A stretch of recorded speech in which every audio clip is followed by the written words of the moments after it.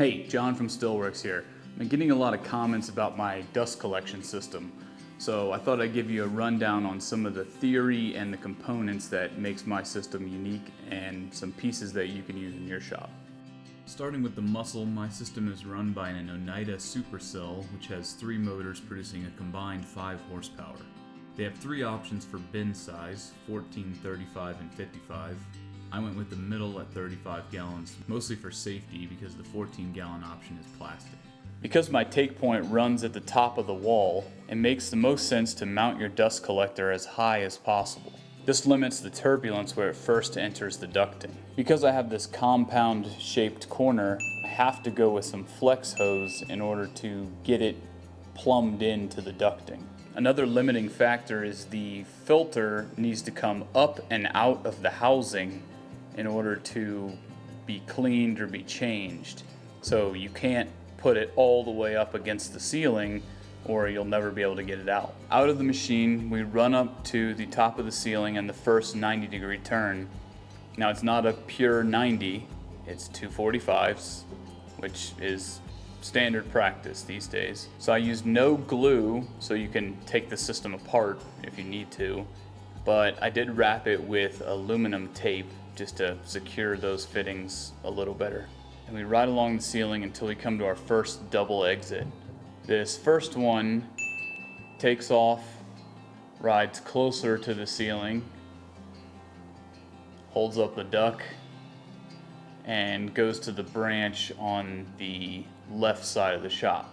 I hung the ducting with 3 different brackets, just some metal banding for the ceiling. This one is for pipe that runs vertically.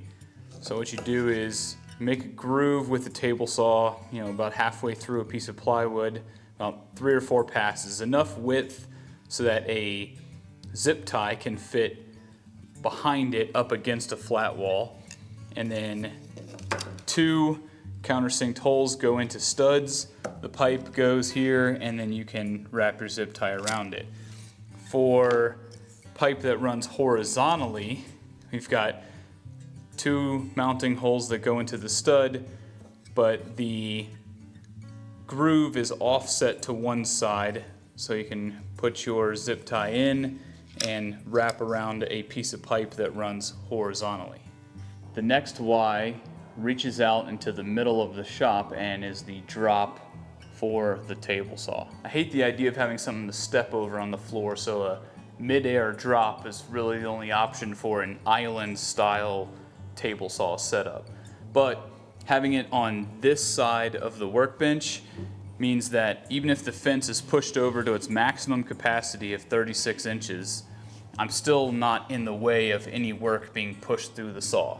It also gives me a place where I can wrap the extension cord around that reaches down to plug in the table saw. So there's no tripping hazards with this island setup. The other end of that Y reaches around the shop and makes a drop at the end of the line for this side. I used an end cap on a Y because you never know if you want to expand to go further this way down the line.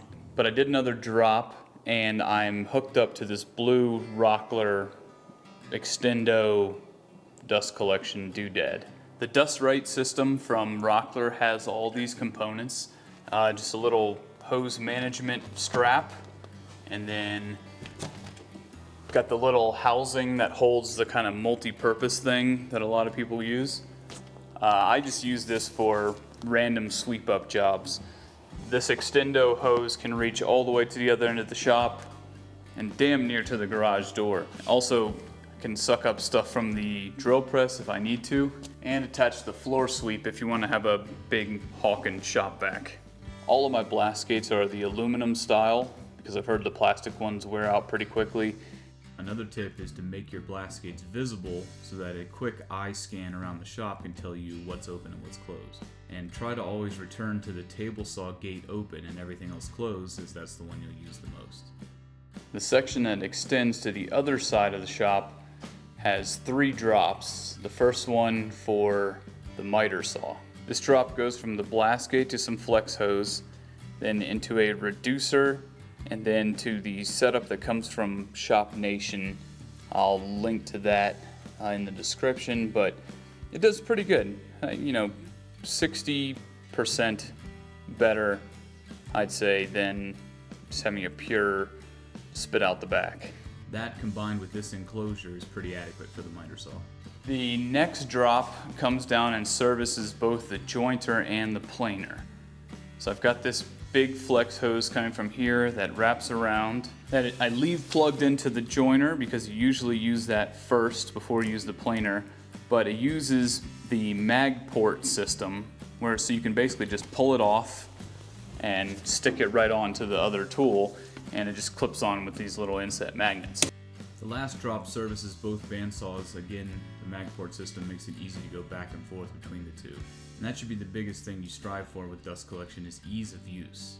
If you add 6 dust collection steps before you make a cut, you're more likely to just skip it. There it is. Pretty simple system, but most importantly, very easy to use. See you next week.